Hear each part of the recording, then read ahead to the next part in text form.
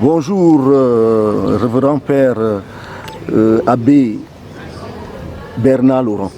Bonjour.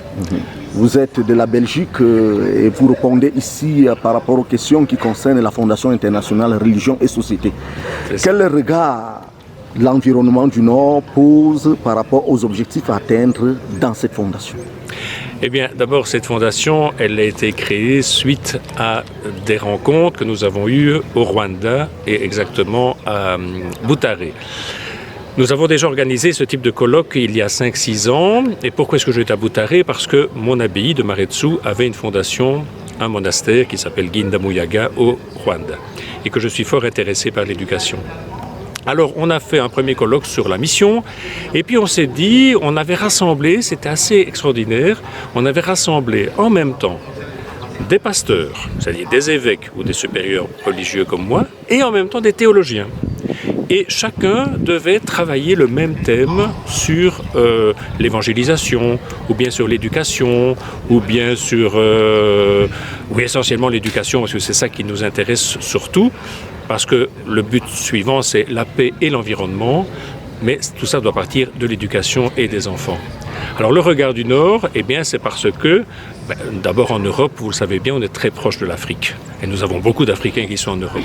Au niveau de l'Église catholique, là aussi, nous avons été proches de l'Afrique par les missionnaires que nous avons envoyés chez vous.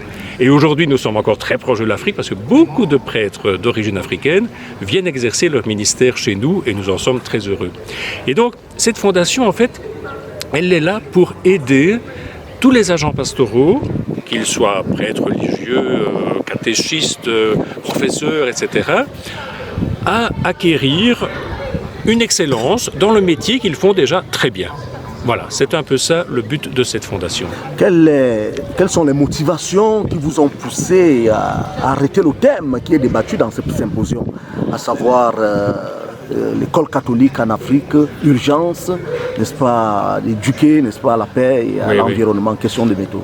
Eh bien, donc tout ça a démarré à Kigali en 2018, je pense, où là nous avons parlé de l'école, le problème de l'école. Et donc on a alors le côté de l'enquête des Africains sur l'école africaine, et pour moi c'est très nouveau. Et puis les évêques ou les supérieurs ou les professeurs d'université qui venaient du Nord, eux venaient apporter leur éclairage du Nord.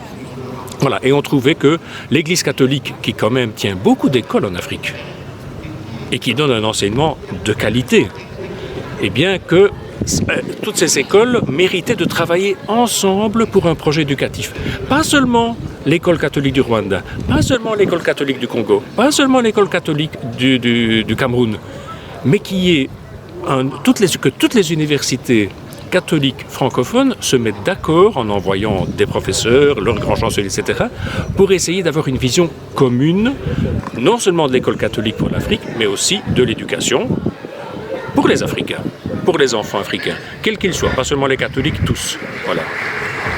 Alors, cher Père, est-ce que vous pouvez vous présenter de manière à ce que nous ayons les éléments nécessaires pour cadrer, n'est-ce pas, votre intervention? Bon, je suis le Père Abbé Bernard Laurent, je suis le Père Abbé de l'abbaye de Maretsu. Maretsu se situe en Belgique, francophone, donc pas loin de la France.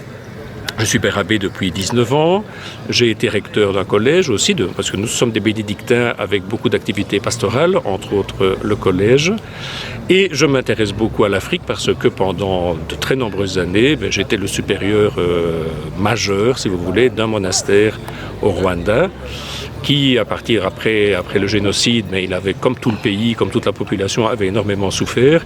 Et puis, à partir des années 2000, comme tout le pays aussi, s'est relevé et aujourd'hui donne de bons résultats. Je vous remercie, cher Père. Voilà, je vous en prie. Bonne journée.